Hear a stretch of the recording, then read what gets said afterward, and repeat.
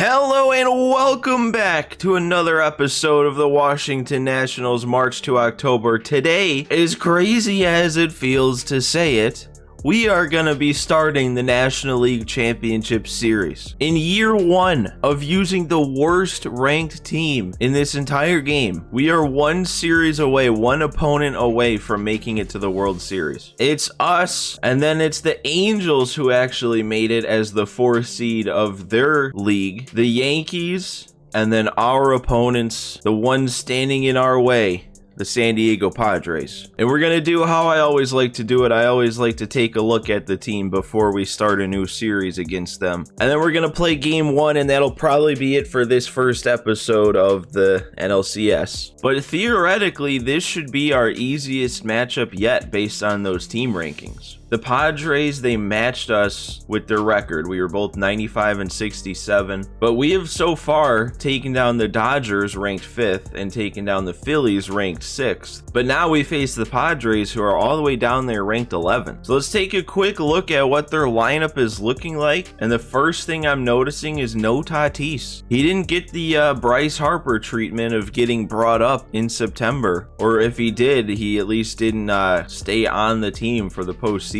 run. So that is just good news for us. They have 2 starters, at least against righties, that are below a 70 overall. Why would they have Jose Azocar starting over Trent Grisham? Okay, never mind. Actually, Trent Grisham, I thought his splits would be a little bit better against righties. Xander Bogaerts had a really good season. His first year in San Diego, he hit 38 home runs, almost batting 300. Not good at stealing bases though. And then Azocar, I don't know exactly how it's pronounced. He also stunk at stealing bases. He wasn't too much of an offensive threat overall. Then you have Juan Soto, who, of course, of the first 2 people, was the best at stealing bases because that just makes sense with the speed and stealing ratings. 14 out of 20 successful. 34 bombs for him, 93 walks. He actually had his worst walk to strikeout ratio in a while. Yeah, that's pretty much what you'd expect out of Juan Soto. Another big bat against a righty, but we've been dealing with those. Manny Machado, another 30 home run guy. So that's what, 3 of their first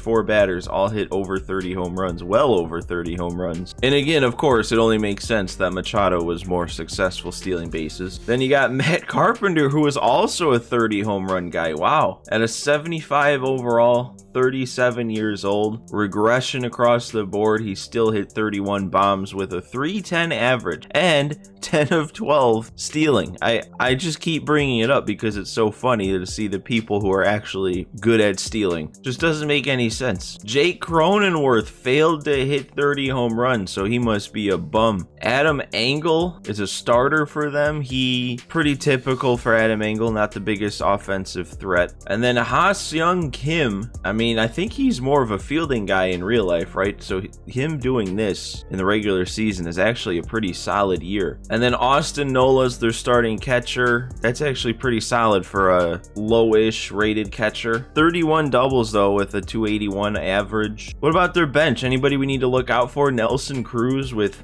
massive regression at 42. Still managed to hit 26 bombs for him though. And I guess he is still a threat to come off the bench against a lefty. Might even DH against lefties, I wonder. No, he's playing in the field against lefties. We don't have any lefty starters that'll be taking the mound, so we don't have to, I don't even know if worry about that's the right word, because 27 fielding in right, that would be rough.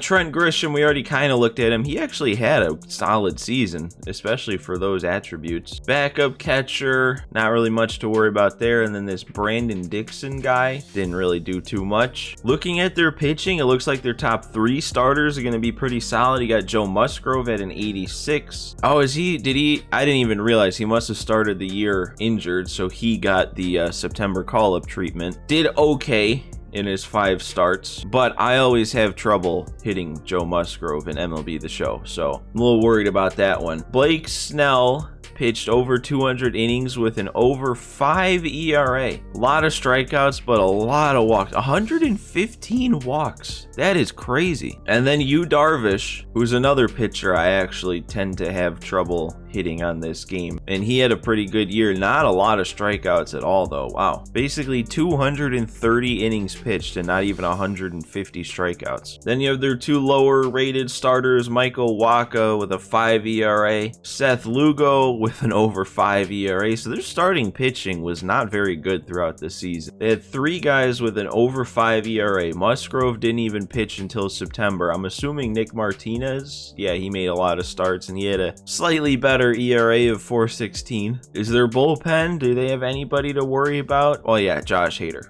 I forgot about him. But we tend to hit lefties better. So if there's a silver lining there, I feel like if they bring in a lefty to try and close the game, that gives us a better chance than if it was an 87 overall righty. But did any of them have any seasons to really keep an eye on? Steven Wilson just pitched a lot. Not crazy good though. Drew Pomeranz was solid. Jose Castillo didn't even pitch. He's pitched an inning and 2/3 since 2018 also. So bring him in a key spot by all means. Chris Matt was actually pretty good. Honestly, a lot of these bullpen arms have not been that bad. Robert Suarez, under 2 ERA.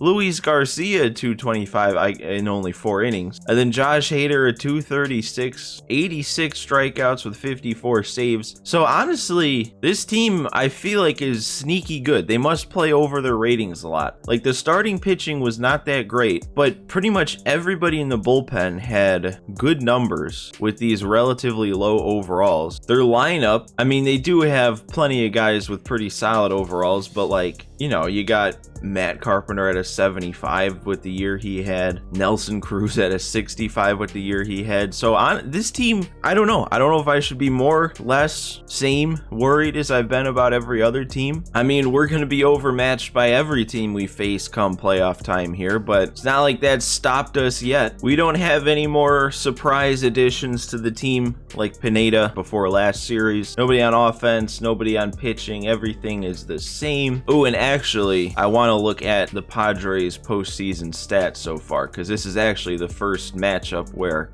our opponent has stats in the postseason to look at. They only played 3 games. That's all it took for them to win. They had 5 homers in those 3 games. Juan Soto's batting .538. Machado's batting over 400. Carpenter over 300. So yeah, their good players are playing pretty good. How about their pitching? Only 3 guys have given up runs, and that was their 3 starters. The bullpen hasn't given up a run yet for them, and none of their starters even had a bad outing. This should be a fun matchup. I really think it could be. But we are ready here to get started, hop into game 1. We're already down 1. We got to come back right away in the first game of the series. We're going to have a runner on first, already 1 out, and it's Joey Meneses up at the plate. Unfortunately, though, still a righty on the mound. All right. So here we go. Meneses stepping up. Let's see what we've got here. 2 hits apiece. It's Abrams and Ruiz getting those 2 hits for us. Ruiz actually successfully stole a base this time. I still don't want to be seeing that. Strasburg took the mound. He's given up 1 so far, struck out 7, and their only run is on a Bogarts homer. And of course, Matt Carpenter stealing bases. Yeah, I mean, who wouldn't think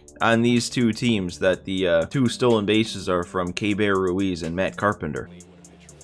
3-0 count to Meneses. They don't want to pitch to him. Oh, and he backdoored a sinker on 3-1. Are you kidding me? Oh, but I took it. All right. Laid off on the up and in heat. We've got 2 on now for Ruiz, who walked off the last game of the last series against the Phillies. So he's got some hits in that bat. Oh, and the fastball up. Couldn't get the PCI all the way up on that one, but I was ready for it timing-wise. All right, Dom Smith hasn't had too great of a postseason overall, but honestly, who of our hitters has? Maybe it's because I'm taking pitches like that. Okay, that was supposed to be a check swing. This at bat's off to a great start. Oh, and I really struck out on that. I thought that was the curve again. I think I swung for the curve because I was way under it. All right, and we got to face the only guy who's done damage. Right away, it's Bogarts. And he's going to do damage again. On a first pitch fastball, I left it over the middle. That is a very unfortunate way to start things, especially when our offense has been struggling. We'll be able to get to that one, though. Lazy pop fly for Robles to get there. Man, okay, Strasburg, we might have to take him out because I keep getting yellow releases with him for some reason. I'm going to try and give him one more batter here, but gotta figure it out. Man, that was another pretty solid swing there, but it's another out, so I'll try and get Strasburg the last out of this inning. And there we go. We got him on the circle change. It's only the one run allowed. That's probably going to be it for Strasburg. We got to figure it out on offense. There we go. Candelario, first pitch, hit it in the gap. That's how you get something started. That'll be a leadoff double. Oh, and Lane Thomas draws the walk. Worked that count back. I can't remember if it was 0-2 or 1-2, but we have 2 on. This might be a good spot for Robles to drop down a bunt. They got the infield in, though. I don't know if I want to risk them getting a lead runner or something. I might just swing away.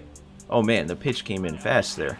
I don't know, the last time I let Robles swing away, he actually did pretty good against a righty. And what's that gonna do? No, that's not hit hard enough. For a second there, I thought he might have gotten one down the line. Alright, but it's Luis Garcia, Mr. Clutch himself, with a runner in scoring position. Put one in the gap with the speed on first, it ties it. Yeah, oh, I thought that was our gapper for a second. Thought it was hit way harder than it was, but that wasn't. Even if that got over his head, that wouldn't have been a gapper. Alright, it all comes down to Abrams now, though. He can still do the job. That was the pitch to do the job on. Oh, you gotta be on that. I don't get it. Sometimes I come into these March to October games and I'm early on every fastball, but today I can't time it up. I'm always slightly late or I'm under it. It's like I'm just not ready. Going to a new arm here. We're going to Edwards. He's had a real nice postseason so far. 3 scoreless innings. There we go. Grounder right to second base. That's a nice first out. Adam Engel, first pitch grounder, also to second base. Luis Garcia getting his work in this inning. Come on, one more, Edwards. Make it a quick inning. And a 3-pitch strikeout. Edwards, once again dominant. He might get a second inning again. All right, we got Corey Dickerson. Musgrove is at 100 pitches. Still a lot of energy, though, for that. Is that going to be another leadoff double? I am going to go for second. I think we should be in there. Yeah, we're in there. Maybe we make it actually turn into something this time. Back-to-back innings started with a leadoff double. Last inning, we didn't bring him around to score. Didn't even move him to second or to third. That was a very good pitch. But at least we made the contact good enough to move the runner up to third. Wish that at-bat could have done a bit more, but honestly, Musgrove pitched that at-bat like amazing. So I don't know if I could have done much more than just move the runner up. Ruiz, there we go. That's going to drive in the run. Didn't quite make it to the gap, so he stays at first, but there we go. Cut the lead in half. We got one on the board. And that's going to be it for Musgrove. That's good news for me. No matter who they bring in, that's good news for me. It's going to be Drew Pomeranz. We've got Dom Smith up here. It's 4-seam, 2-seam knuckle curve. Oh, I thought I was all over that. Was I not? I was too early? Okay, we're doing that again. Oh? Is that staying fair? Oh, no, just foul. Oh, Dom Smith, you almost did something big. He draws the walk, though, so that's going to move the runner into scoring position. We got 2 on, 1 out for Candelario, who is a little bit better against righties, or against lefties, as a righty is what I meant to say. You can't not swing at that first pitch, but you gotta be... See, that's where if we still had the hitting feedback we had last year, it would have said late side of good, and that would have explained it. Here, it just looks like a really good swing that didn't do anything, but I was definitely just that slight little bit late. And he went to the same pitch. I didn't want it that time. Oh, and he went up the ladder again, and once again, I couldn't get the PCI up there. At least we got one, but we only have 1 inning left to do it, and it's going to be against Josh Hader, and we might not be able to get Meneses up to the plate. I am going to stick with Edwards, try and get him a second inning here after how good that first one was. We'll take that. Hard grounder, but it's at somebody. Man, Bogarts, come on. The longer this at-bat goes, the more scared I get that he's just going to hit a third homer. Oh, how do you take that? Oh, That was such a bad miss on the cutter. Very lucky you hit that on the ground. Dickerson, you gotta get to this. You're there. There you go. Nice left fielding. This is it, guys. We have one frame left to at least get one run and extend this game, but it's gonna have to be against Josh Hader. If there is one good thing, it's that typically in like Diamond Dynasty and all that, I tend to hit Hader decently well. For the most part, this team hits lefties better, but not necessarily this part of the order. Robles does, but then it's Luis Garcia and Abrams. And I'm okay. That's actually good. I'll take that. Way out in front of the outlier 2-seam. We just got to slow the bat down overall. Okay, I thought I did. I don't know how I missed that one. I'm really going to like to see the explanation on that. On top of it, and too early. All right, well. Oh, it hit Garcia. All right, we're going to get a base runner. Oh, do I stick with Abrams, though? Well, we're going to have to either pinch hit for Abrams or Dickerson, honestly. But the only real option is Jeter Downs. And I don't hit with Jeter Downs. I'm going to do it, though. I'm going to do it. I'm going to bring in Jeter Downs to hit for Abrams. Dickerson is slightly better lefty-lefty than Abrams is. So we'll make the move for Abrams. Come on, Downs. If there is any spot for you to do something for me, finally, it's here. All right, that's going to be the first strike. I was taking all the way on a 2-0 count. Oh, that was the same pitch. A hanger. Oh, my God. How do I even get fooled by that? All I do is strike out with Jeter Downs. Why did I even think it was a good idea to bring him in? Come on, Dickerson. You have to get on base because Meneses is up next. You got to find a way. Lean into one, stick your knee out, pull a Luis Garcia, get on by getting a bruise. No, give me the call. I need the call on that. No, they don't give me that call either. Come on, I held up. Okay, good take, 3-2. Come on, I don't want to have to swing the bat here, Hader. Just throw an obvious ball. That wasn't, I thought it was a slider. I thought that was a slider. I will admit, I was very much in take mode there because I really just wanted to get Meneses up. But that also was a pitch that fooled me. I mean, you're not expecting on a 3-2 count an up and away backdoor circle change. So this will be the first time in this postseason run that we're going to be in a hole. We're going to be down in a series. Xander Bogaerts took care of us all by himself. But if there's any positive news, if there's any silver lining to losing game 1, it's that this series is a best of 7. So losing the first game is not nearly as bad as if we lost the first game of either of the last 2 series. We still have plenty of time to fix this. It's only 1 game down. And game 2 is already starting off slightly better. We don't have a run against us. Again, it's 0-0 though. But we are going to save that for next episode. We're going to take a break here. We're going to regroup. We're going to come back into the next game ready to go. So guys, as always, make sure if you enjoyed this video, you do me a favor, hit that like button, and if you're not yet subscribed to the channel, hit that subscribe button. But thank you guys for watching today. Thanks for stopping by, and I will see you next time.